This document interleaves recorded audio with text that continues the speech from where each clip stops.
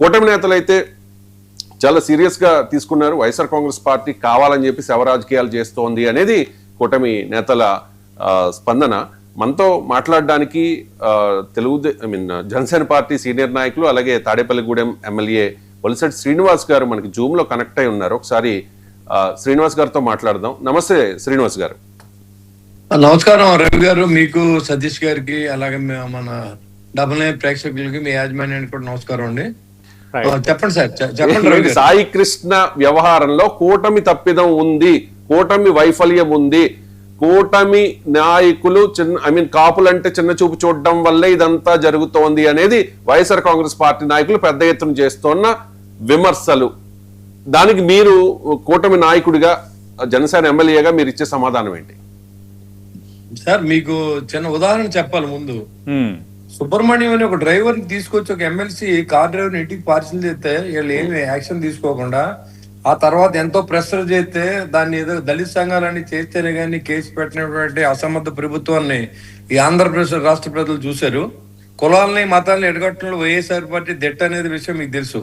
నిన్న కాక మొన్న జరిగిన కందుకూరు ఇన్సిడెంట్ లో చంపిన దానికి చనిపోయిన వ్యక్తి ఇద్దరు తెలుగుదేశం వ్యక్తులు అయితే దానికి జనసేనకు ఆపాదించి నాయకులు మాట్లాడినప్పుడు మా నాయకుడైతే ఏ కులంతో కానీ దానితో మనకు సంబంధం లేదు, ఎవరు కష్టంలో ఉంటాను ఆదుకోవాలనే మనస్తత్వం ఉన్నటువంటి పవన్ కళ్యాణ్ గారి ఆదేశాల మేరకు అసలు ఏం జరిగిందో మనం చూసి రమ్మంటే వాళ్ళ ఇంటికి వెళ్ళిన తర్వాత వాళ్ళ పరిస్థితి చూసి అసలు ఏంటి జరిగిందంటే చంపిన వ్యక్తి తెలుగుదేశం వ్యక్తి, చంపబడిన వ్యక్తి తెలుగుదేశం వ్యక్తి, హాస్పిటల్ ట్రీట్మెంట్ పొందుతున్న వాళ్ళు తెలుగుదేశం.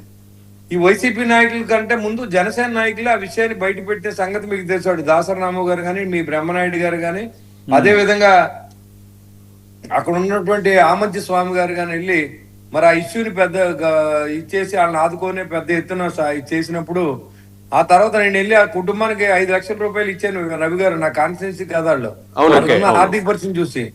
వాళ్ళు ఏమంటారంటే నాకు ఒకసారి లోకేష్ గారితో మాట్లాడించమని అడిగాడు అబ్బాయి. అంటే యాక్చువల్ గా మీకు అర్థమైంది ఏంటంటే ప్రతిదీ పవన్ కళ్యాణ్ గారు టార్గెట్ చేసి మాట్లాడడం అనేది ఈ వైసీపీ నాయకులకి ఒక ఆ సాక్షి టీవీకి వాళ్ళొక డ్యూటీ అండి అది. ఇప్పుడు ఏదన్నా ఏ ఇన్సిడెంట్ జరిగినా బాత్రూమ్కి వెళ్ళినా గానీ పవన్ కళ్యాణ్ గారు బాత్రూమ్కి ఎందుకు వెళ్ళారని అడిగే పరిస్థితిలో పేరునని ఉన్నాడు. ఇప్పుడు బాత్రూమ్కి వెళ్ళినప్పుడు కూడా వైసీపీ నాయకులు పర్మిషన్ తీసుకోవాలంటే కష్టం కదండి. ఇప్పుడు అది అలాంటి పరిస్థితి. ఇప్పుడు మొన్న ఎక్కడికో తెలంగాణ వెళ్ళారంటండి, అన్నయ్య రాండి వెళ్ళిపోయాడంట, దానికి కామెంట్ చేస్తా ఉన్నాడు. ఇప్పుడు కష్టంలో ఉన్నాడు, ఆఖరి కోరికగా పవన్ కళ్యాణ్ గారు చూడాలన్నాడు, ఆయనకు మనసు చెల్లించి వెళ్ళాడు, దానికి తప్పే ఉందండి, దానికి కూడా కామెంట్ చేస్తా